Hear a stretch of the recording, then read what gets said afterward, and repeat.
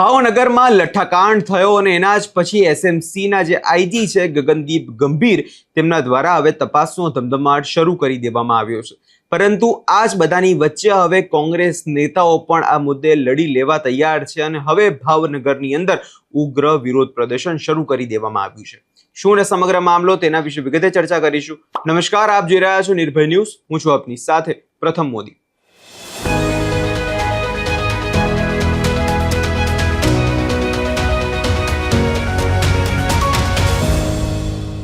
ભાવનગરની અંદર લઠ્ઠાકાંડ થયો અને એની અંદર આપણે જોયું કે 13 લોકોએ પોતાનો જીવ ગુમાવ્યો। ગુજરાતની નકલી દારૂબંધીની જે પોલ હતી તેની છતી થઈ ગઈ અને એના જ પછી ક્યાંક ને ક્યાંક ચર્ચાઓ એવી થવા લાગી કે ગુજરાતમાં શા માટે દારૂબંધીના ખોટા દાવાઓ કરવામાં આવે છે। કારણ કે જે પ્રકારે ગુજરાતમાં ખૂણે ખૂણે દારૂ મળે છે એનાથી હવે લોકો જે છે ત્રાસી ગયા છે। પરંતુ હવે 3 દિવસથી વધુનો સમય થઈ ચૂક્યો છે અને એસએમસીના જે આઈજી છે ગગનદીપ ગંભીર તેમના દ્વારા હવે તપાસનો ધમધમાટ વધુ તેજ કરી દેવામાં આવ્યો છે। ઘણા બધા અધિકારીઓને પણ અત્યારે સસ્પેન્ડ કરી દેવામાં આવ્યા છે। પરંતુ આ બધાની વચ્ચે કોંગ્રેસ નેતાઓ પણ હવે જે દોષીઓ છે, જે અધિકારીઓ છે તેની સામું હવે વિરોધનો મોરચો જે છે માંડી દીધો છે। સરકારની જે નીતિઓ છે, શા માટે આજે પોલીસ અધિકારીઓ હપ્તા લે છે, શા માટે કયા નેતાના આશીર્વાદથી ભાવનગરની અંદર દારૂ વેચાતો હતો, એ તમામ મુદ્દાને લઈ હવે કોંગ્રેસ દ્વારા ઉગ્ર વિરોધ પ્રદર્શન કરવામાં આવ્યું, જેમાં પોલીસ દ્વારા ટીંગાટોળી કરીને કોંગ્રેસ નેતાઓની અટકાયત કરવામાં આવી છે। સૌ પહેલા નજર કરી લઈએ તમામ દ્રશ્યો પર।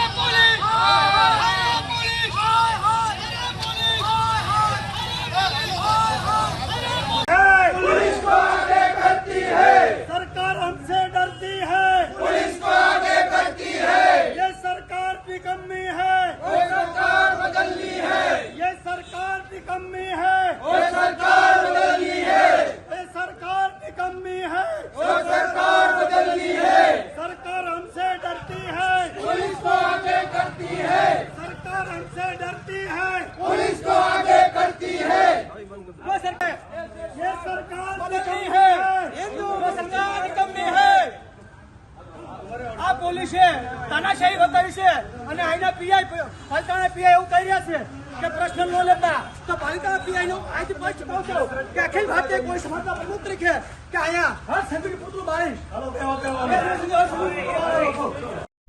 નામ પ્રવીણભાઈ રાઠોડ, ભાવનગર જિલ્લા કોંગ્રેસ સમિતિના પ્રમુખ અને પૂર્વ ધારાસભ્ય પાલિતાણા ખાતે આજે ધરણા પર બેસવામાં આવ્યું, શું કહો? આજે ખાસ કરીને ભાવનગર જિલ્લાની અંદર આપણે સૌ જાણીએ એમ કે એક ડુપ્લિકેટ દારૂ અને લઠ્ઠાકાંડના કારણે 13 કરતાં વધારે લોકોના અવસાન થયા છે.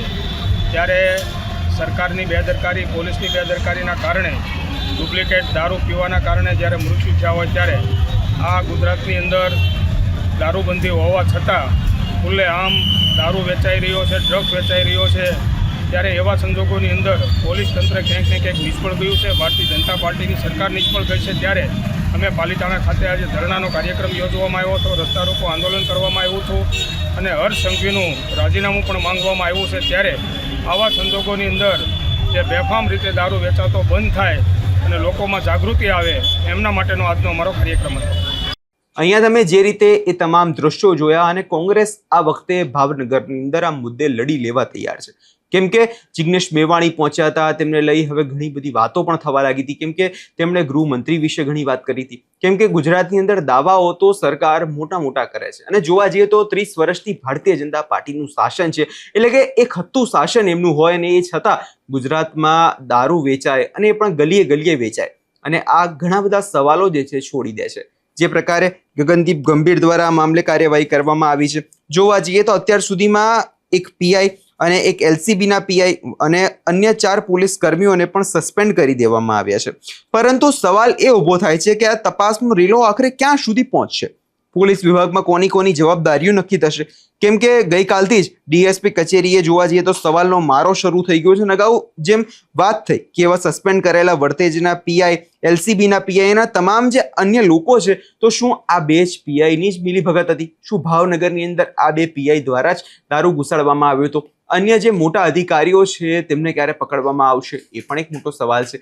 કેમ કે જેમ આ તપાસનો ધમધમાટ વધી રહ્યો છે એમ સ્થાનિક લોકોમાં પણ હવે ચિંતાનો વિષય આ વાત બની ગઈ છે કે કયા એવા ભ્રષ્ટ અધિકારીઓ છે જે ગુજરાતને આ દારૂનું દૂષણ જે દૂર કરવાનું છે એની જગ્યાએ ગુજરાતમાં દૂષણ વધારી રહ્યા છે. કેમ કે દારૂના કારણે આપણે જોયું કે અનેક પરિવારો તૂટી રહ્યા છે અને હજુ પણ જે લઠ્ઠાકાંડની અંદર બીજા જે લોકો હતા એ પણ અત્યારે જીવન અને મરણના ઝોલા ખાઈ રહ્યા છે. જોવાનું રહેશે કોંગ્રેસ આ મુદ્દે કેટલી અડીને રહેશે. કોંગ્રેસ આ મુદ્દો શરૂ રાખે છે કે પછી થોડાક દિવસના વિરોધ પછી કોંગ્રેસ શાંત થઈ જાય છે? તમને શું લાગે છે? કમેન્ટ કરી ચોક્કસથી જણાવજો. અમારી ચેનલ નિર્ભય ન્યૂઝને લાઇક, શેર અને સબસ્ક્રાઇબ કરવાનું ભૂલશો નહીં.